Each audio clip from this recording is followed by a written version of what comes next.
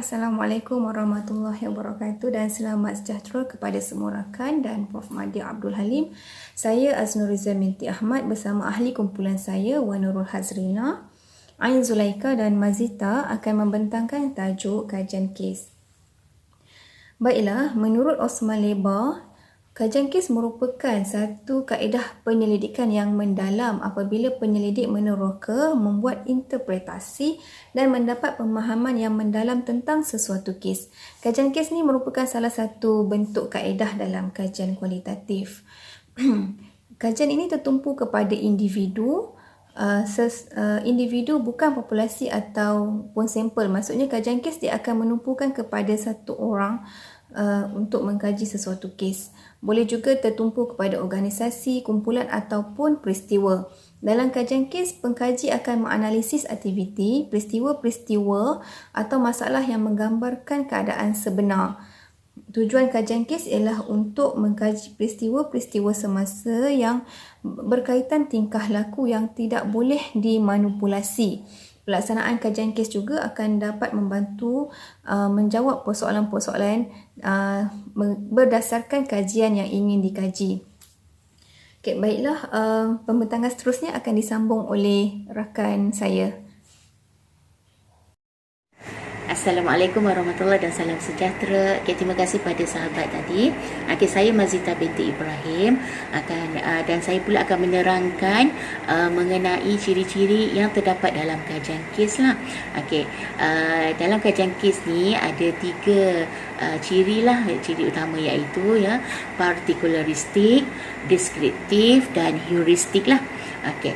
Untuk ciri yang pertama, partikularistik, ia adalah ciri kajian kes yang memfokuskan kepada spesifik fenomena, situasi, peristiwa, acara atau program dan sebagainya lah. Sebagai contohnya kajian kes mengenai keberkesanan sesuatu program. Contohnya program lecture outbound, dan juga keberkesanan sesuatu modul bacaan berulang sebagai contohnya lah. Dan ciri yang kedua pula ialah deskriptif. Deskriptif ialah kajian kes yang mempunyai ciri-ciri yang melibatkan penerangan yang mendalam dan terperinci tentang sesuatu fenomena yang dikaji dan dilaporkan dengan begitu detail lah, dan bahagian-bahagian kajian yang bahagian kajian tu bentuk keseluruhan objektif kajian. Sebagai contohnya, teknik pengajaran guru prasekolah terhadap tahap penguasaan kemahiran membaca, dan isu buli dan kesan serta faktornya kepada kesihatan mental mangsa buli. Itulah Dan ciri yang ketiga adalah heuristik. Heuristik ni ciri heuristik adalah kajian kes yang memperlihatkan bagaimana suatu perkara terjadi kepada ramalan yang dibuat lah. Ciri heuristik ni juga membuat atau memberi makna baru untuk memperluaskan pengalaman. Sebagai contoh meneliti pemahaman pembaca hasil mengenai suatu fenomena. Kita meneliti pemahaman pembaca mengenai sesuatu fenomena yang terjadilah. Dan dia memberikan makna barulah. Dan pandangan orang lain terhadap sesuatu fenomena yang bukan orang yang melaluinya, tetapi pandangan dari orang lain. Itu saja. Terima kasih. Diteruskan oleh sahabat saya lain.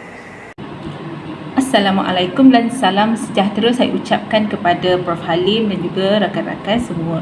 Saya Wan Nurul Hazrina akan membentangkan jenis-jenis atau kategori kajian kes, iaitu yang pertamanya adalah kajian jenis intrinsik, kajian jenis instrumental dan ketiga kajian jenis kolektif. Yang pertama, apa itu kajian intrinsik? Kajian intrinsik ni digunakan untuk melihat satu-satu fenomena yang berlaku tu dengan lebih terperinci. Contohnya kajian tunggal yang dibuat secara lebih mendalam tentang sesuatu kes yang tertentu. Contohnya pengkaji nak buat kajian terhadap kanak-kanak, individu, sekolah atau sebagainya. Macam kes buli, kes disiplin yang jarang-jarang berlaku. Seterusnya adalah kajian jenis instrumental. Okey, kajian jenis instrumental ni penyelidik akan memahami dengan lebih mendalam tentang sesuatu teori dan juga fenomena atau kes yang berlaku. Okey, dalam kajian kes ini ia memerlukan sokongan data-data untuk membantu teori tu, untuk menyokong sesuatu teori atau konsep tu. Okey, contoh macam pengkaji nak mengkaji keupayaan penggunaan ICT dalam pembelajaran kanak-kanak, kelainan upaya dari segi penglihatan. Jadi ia memerlukan data-data untuk menyokong teori yang digunakan dalam kajian ni. Okey, seterusnya adalah kajian jenis kolektif. Kajian kolektif ni pula dia merupakan kajian yang melibatkan sekumpulan individu, dan di mana kajian ni penyelidik perlu membuat kesimpulan atau generalisasi bagi sesuatu fenomena yang berkaitan dengan kes-kes lain. Maksudnya kes-kes lain tu digabungkan akan membentuk satu kajian kolektif. Sebab tu kajian kolektif ini juga dikenali sebagai gabungan kajian instrumental. Okey, seterusnya untuk sebagai contoh kajian jenis ni di mana pengkaji akan memahami tingkah laku bermasalah disruptif di sekolah dengan melakukan beberapa kes.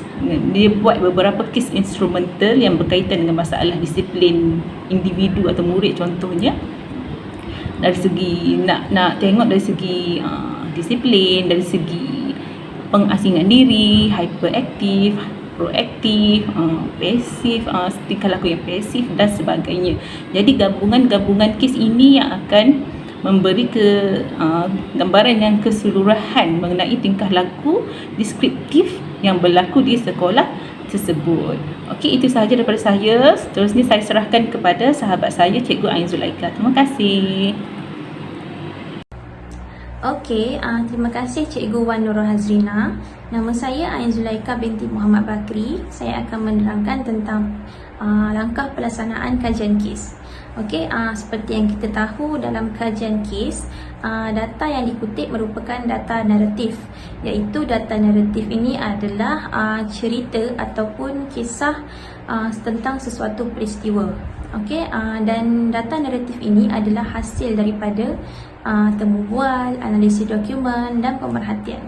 Okey, dalam temu bual terbahagi kepada dua, iaitu temu bual mendalam dan temu bual kumpulan berfokus. Bagi temu bual mendalam adalah seseorang pengkaji ini akan bertemu secara langsung dengan informan untuk mendapatkan data penting, dan temu bual kumpulan berfokus pula adalah pengkaji memilih sekumpulan orang yang ada ciri tertentu, dan daripada pemilihan itu akan diadakan sesi perbincangan, dan apabila setiap ahli kumpulan itu bercakap, itu adalah merupakan data-data penting lah. Okay. Bagi teknik kaedah pemerhatian pula adalah digunakan selain daripada kaedah temu bual untuk mendapatkan data yang boleh diukur. Okay. Contoh pemerhatian ini kita boleh dapat menggunakan senarai semak, rekod anekdot, dan rubrik dan penilaian yang lain lah. Okey, dan pemerhatian ini juga ada dua jenis, iaitu pemerhatian turut serta, di mana pengkaji adalah sebagai peserta dalam sesuatu situasi itu dan dia juga adalah sebagai pemerhati. Okey, yang kedua adalah pemerhatian tidak turut serta. Yang ini bermaksud pengkaji itu tidak turut serta dalam sesuatu situasi itu, tetapi dia hanya memerhati saja untuk mengutip data-data. Okey.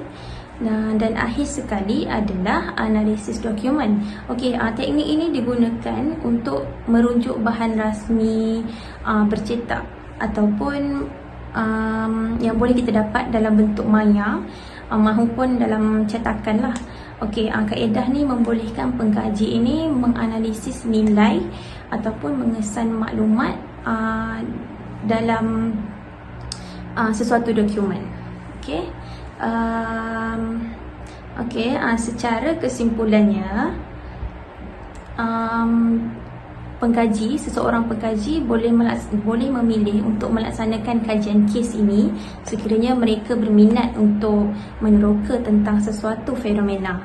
Okey, hal ini disebabkan kerana kajian kes ini boleh menyiasat satu perkara yang sukar dan lebih mendalam, dan ia dapat memberi peluang kepada pengkaji untuk mengumpul maklumat mengenai kes yang jarang berlaku ataupun yang luar biasa.